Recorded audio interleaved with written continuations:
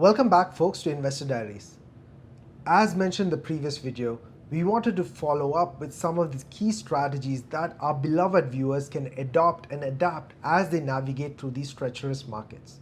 And folks, if you haven't already done so, please smash the subscribe button and the bell icon to make sure you get notified of all the latest and greatest content on this channel. Now, without further ado, let's dive into some of those strategies in this video.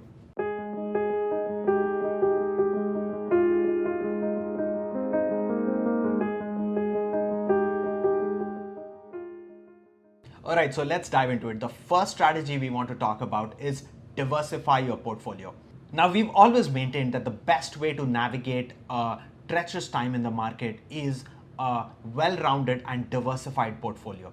So we at Investor Diaries recommend that you should have a portfolio consisting of stocks and bonds. And when you talk about stocks or equities, you should actually look at the right proportion as far as each sector is concerned. And some of the top sectors that you can consider would be, say, technology, semiconductors, housing, financials, energy, industrials, and retail. And that's right, Appy. What we call this is really gut checking your portfolio. Now, raising some cash during uncertainty isn't a bad move, but it has to be done right. Rather than wholesaling everything into the portfolio, spend some time considering each holding carefully and ask some of these key questions. First, if I get stuck on a loss on the stock and have to hold it for 5 years, will that keep me at night? Do the reasons that I bought this stock remain unchanged? Do I understand the fundamental business model of this company? Is this company on solid financial footing with plenty of cash or cash flow and very little debt? So after answering all these questions, you should have a better sense of A, which stocks should remain in your portfolio, and B, which stocks you can toss around. The second criteria we want to talk about is assessing your risk appetite. Ask yourself and understand your risk appetite and also the time horizons for your investments. These two criteria should determine what companies you invest in those sector exposures that Api talked about earlier. A lot of these stock investments are often for retirement. So the vast majority of the people are actually under investing as far as their retirement plans are concerned. So this could be anything like, say, a 401k plan in the United States, and it could also be the RRSP plans in Canada. And the key point to remember is the markets may rise and fall, but if you consider over a long period of time, like 10 years, 20 years, or even 30 years, they have historically gone up over time. So if you're consistently investing over periodic intervals of time, it doesn't matter whether the market is up or market is down, because you are investing in the ups and the downs of the market, and over a long period of time, you stand to gain by staying invested in the market. And folks, remember, even a 1% extra contribution can actually make a lot of difference in the long run, thanks to this simple concept of compound interest, which basically means that over a period of time, you'll actually earn interest on interest. You are essentially using time that you have for retirement as your advantage, as your leverage to make your investments grow over a longer period of time. Also, spend a bit of time trying to understand how much you should actually be putting in your IRAs every single month. So it might be wise to actually split the entire amount by 12 and then invest the amount in installments each and every single month. So this way you'll maximize your returns, and it will also put the least amount of burden on your wallet. That's a great point, Abhi. Typically, folks who try to invest in their retirement plans, especially folks who do not have employer matching plans, do not go on a periodic investment plan. Most of these folks who try to invest in a lump sum at closer to the tax year just to save on taxes. What these folks miss out on is the dollar cost averaging that they could have achieved by averaging their investments out throughout the year. So that's what we recommend.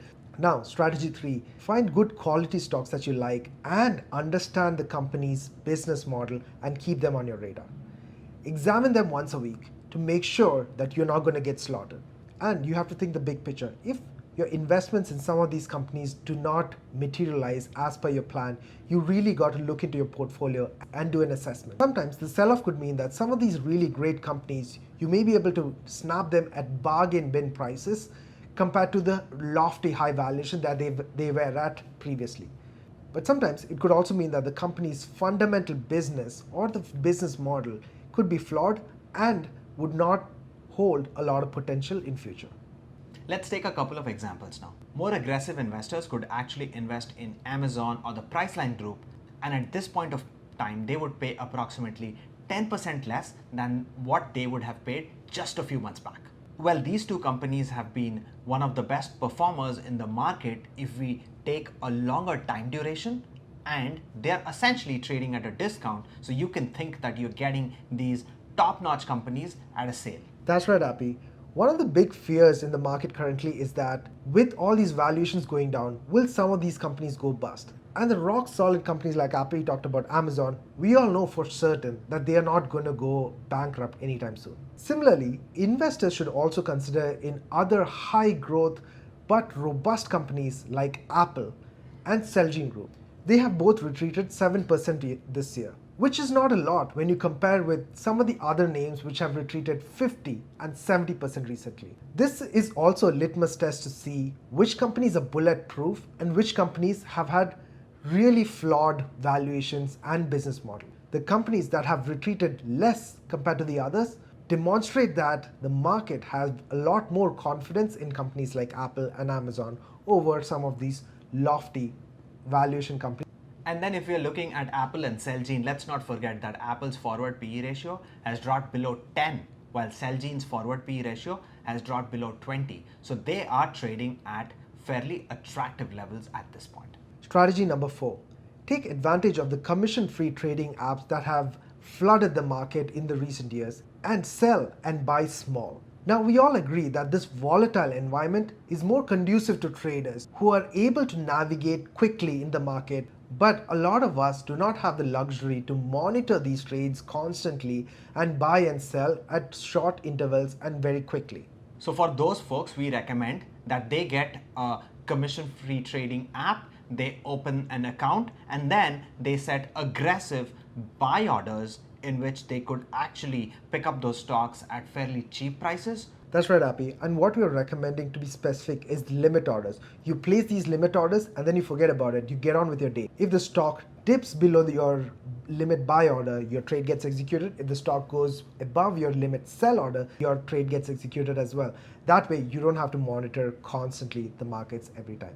Additionally, another key thing to consider, like we talked about earlier, unless you're retiring in the near future, the markets going down is not necessarily a bad thing for you or for your portfolio. Rather, it's an opportunity for you to buy more of the stocks that you firmly believe in. We also want to note here that Josh Brown from CNBC has always reiterated this fact that market going down is not a bad thing for long-term investors, and we certainly couldn't agree with him more. And then when you're actually selecting your stocks, don't just buy a stock because it has a good story. Because along with the story or the plan or the strategy comes real execution. Now, we've covered stocks on this channel in which the story is good, but the execution has gone horribly wrong. That's right, Appy. History is actually littered with companies with great promising stories but poor execution. A lot of market analysts and pundits are comparing our current phase with the 2000 dot-com bubble crash. And if you look at that crash in particular, you will notice a lot of companies like etoys.com, pets.com, companies that had really strong, compelling story or narratives, but could just not execute and eventually crashed and failed. And just because a stock is down 80% from its high, that does not mean that you should go ahead and buy the stock. We did a video on Accolade last week, and by the way, I'll put a link to that in the description below. That was at $60 per stock, and now it is selling at $6 a pop. Does that mean that we should buy Accolade? We still think you shouldn't buy Accolade. That's right, Appy. You should always perform a fundamental analysis of the company, really understand what the company is doing and how they are executing. Are they on a path to profitability? Do they have a strong cash flow? Do they have a strong client roster which is growing year on year?